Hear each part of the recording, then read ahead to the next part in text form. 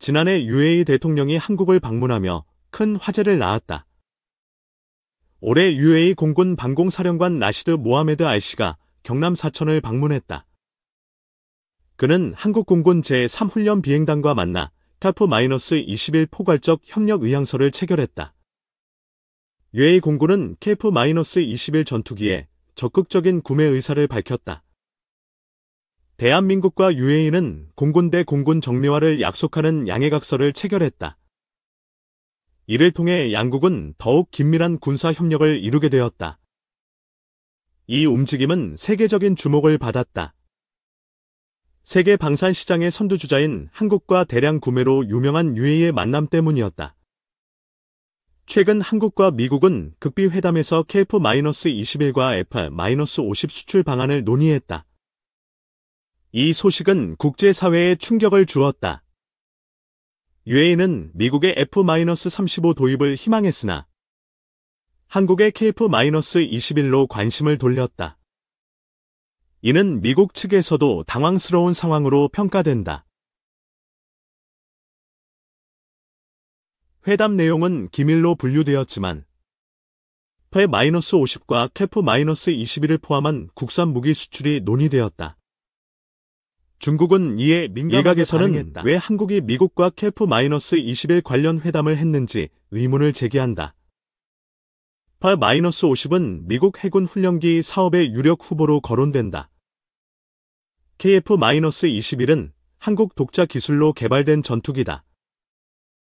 미국과의 협력 논의는 의외라는 반응을 낳았다. 미 국방부 관계자는 링크드인에서 한국의 군사 판매 확대를 지지한다고 밝혔다. 동맹국의 방위산업 성장을 적극 지원하겠다고 했다. 미국은 한국과의 시너지를 통해 KF-21의 중동 수출이 확대될 것이라 전망했다. UAE는 KF-21의 첫 수출국으로 유력하다. 작년 9월, UAE는 충격적인 제안을 했다. 인도네시아에 미납 분담금을 대신 납부하고 KF-21 개발에 참여하고 싶다고 밝혔다. UAE 방위획득청 경제위원회 사무총장은 한국 국가안보실에 공식 서신을 보냈다. 한국 정부는 이 파격 제안의 당혹감을 감추지 못했다. 이 소식이 알려지자 인도네시아는 긴장한 반응을 보였다. UAE의 참여로 개발 주도권 경쟁에 변화가 생겼다. 과거 외신은 UAE가 중국의 젠-20 전투기 도입을 검토했다고 보도했다. 하지만 이는 신빙성이 낮은 소식으로 여겨졌다. UAE는 과거 중국산 훈련기를 도입했으나 낮은 신뢰성에 실망했다. 이후 중국산 무기에 대한 신뢰를 철회했다. 내셔널 인터레스트는 UAE가 중국의 젠-20 검토를 시작했다고 보도했다. 이는 미국의 F-35 수출 거부 때문이었다. UAE는 F-35 도입을 요청했으나 미국은 기술 유출 우려로 승인하지 않았다. UAE는 중국산 장비 철수를 약속했지만 상황은 변하지 않았다. UAE는 대안을 모색했고 한국이 주목받았다. 한국은 K9, 천모, 천공투, FA-50, KF-21로 풀스펙 방산국으로 부상했다. 한국은 미국이 거절한 시장을 채울 수 있는 5세대 전투기 후보국이다. KF-21은 글로벌 전략 외교의 핵심 자산으로 평가된다. UAE는 이란의 위협과 후티 반군의 테러로 긴장 상태에 있다. 호르무즈 해협을 사이에 두고 이란과 대립하고 있다. 2023년 초 후티 반군은 UAE 국제공항과 석유시설을 드론으로 공격했다. 이는 한국과의 군사 협력을 경계한 이란의 무력 시위로 해석된다. 이스라엘-이란 간 미사일 충돌로 UAE는 방공망 강화를 우선 과제로 삼았다. 천궁2 도입 후 SM-3 수입 가능성도 제기된다. UAE는 천궁2를 세계 최초로 수입하며 4조 원 계약을 체결했다. 이는 한국 방산 역사상 최대 규모 단일 품목 수출이다. 방산업계는 천공투의 성공으로 SM-3도 중동 시장의 효자 품목이 될 가능성을 본다. 유에이는 KF-21에도 깊은 프랑스 군사 매체와 아랍 뉴스는 유에이가 KF-21 프로젝트 참여 의사를 밝혔다고 보도했다. 인도네시아의 분담금을 대신 납부하겠다고 했다. 한국방위사업청은 이를 부인했지만 폴란드 디펜스 24는 유에이의 서한이 사실이라고 확인했다. 이는 큰 파장을 일으켰다. 유에이는 KF-21의 공동 생산과 기술 이전에 큰 관심을 보인다. 이를 통해 자국 방산 역량을 끌어올리려 한다. 사우디아라비아도 유에이의 행보에 영향을 받는다. 사우디는 영국, 이탈리아, 일본의 지캡 6세대 전투기 사업에 합류 의사를 밝혔다. 사우디는 2030년대 후반 템페스트 전투기를 확보하려 한다. 유에이 KF-21 협력 심화는 사우디에 자극을 주었다. 영국은 사우디를 GKP에 끌어들이려 하지만 일본은 기술 유출을 우려해 반대한다. GKP는 지분 경쟁으로 갈등 조짐을 보인다. 사우디는 6세대 전투기 사업의 불확실성으로 KF-21에 관심을 돌렸다. 유에이는 현실적 대안으로 KF-21을 선택했다.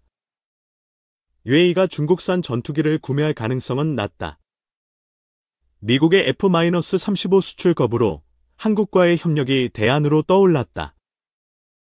미국은 유에이를 완전히 신뢰하지 않아 F-35 수출을 유보했다. 한국은 KF-21로 중동 방산 시장의 새로운 축을 형성한다.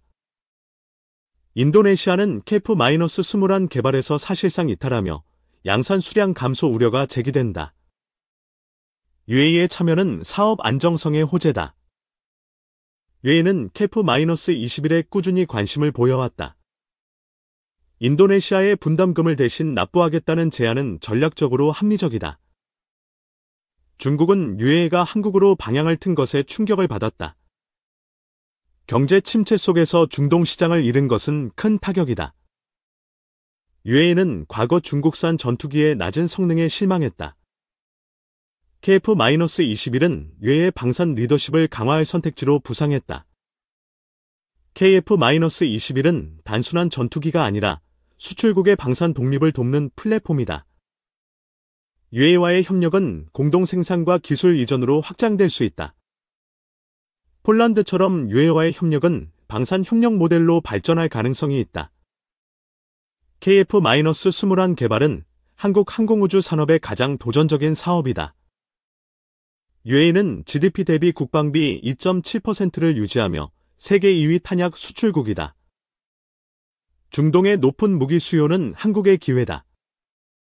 한국은 중동과의 전략적 관계를 공고히 해야 한다. 무기 수출을 넘어 파트너십 중심의 협력 구조로 진화해야 한다. 중동은 정치적 불안정에도 불구하고 자원과 국방 투자 여력이 크다. 한국의 첨단 무기 산업과 시너지를 낼 수 있다. 빠르고 효율적인 대량 생산과 신뢰 확보가 방산 산업의 경쟁력이다. 한국은 속도와 기술력으로 이를 입증하고 있다. 인도네시아는 KF-21 분담금 1조 원을 미납하며 다른 국가의 전투기 도입을 추진한다. 터키의 칸 48대 계약이 대표적이다. 인도네시아는 프랑스의 라팔 전투기와 잠수함 도입 의향서를 체결했다. 이는 마크롱 대통령의 자카르타 방문 후 공개되었다. 인도네시아는 중국의 젠-20과 인도의 초음속 순항 미사일 도입을 검토했다. 이는 프라보어 정부의 빠른 무기 현대화 전략의 일환이다. 인도네시아의 KF-21 분담금은 1조 7천억 원에서 6천억 원으로 줄었다. 기술 유출 시도로 한국과의 협상이 어려워졌다. 인도네시아는 분담금 4억 원만 납부하고 추가 기술 이전을 요청한다. 한국은 묵묵히 KF-21 개발을 이어가고 있다. KF-21의 핵심 기술은 한국이 보유하고 있다. 충분한 예산만 있다면 독자적 차세대 전투기 개발도 가능하다. 한국은 KF-21 블록 2 실전형 기체 조립과 성능 업그레이드를 병행한다. 15년 만에 자체 기술로 돌파한 성과는 놀랍다. KF-21은 훈련용이 아닌 실전 전투기다. 적 전투기를 격추할 수 있는 완성형 플랫폼으로 의미가 크다. 한국의 개발 속도는 세계 군사 역사상 유례없다. 주요 차세대 전투기 개발이 지연되는 가운데 한국은 일정을 앞당겼다. F-35는 항전 장비 결함과 높은 비용으로 신뢰성 논란이 있다. 미국 의회는 항전 부품 가격 인상 법안을 통과시켰다. 미국은 동맹국보다 자국 방산 이익을 우선시한다. 항전 장비 가격이 1년 새 2배 이상 치솟았다. 한국은 이에 대응해 국산화 방안을 모색한다. F-15K와 F-16 부품 가격 상승으로 국산화 필요성이 부각되었다. 고등 훈련기의 국산 부품 비율은 16%다. 2026년 KF-21 양산 시 24%까지 상승할 전망이다.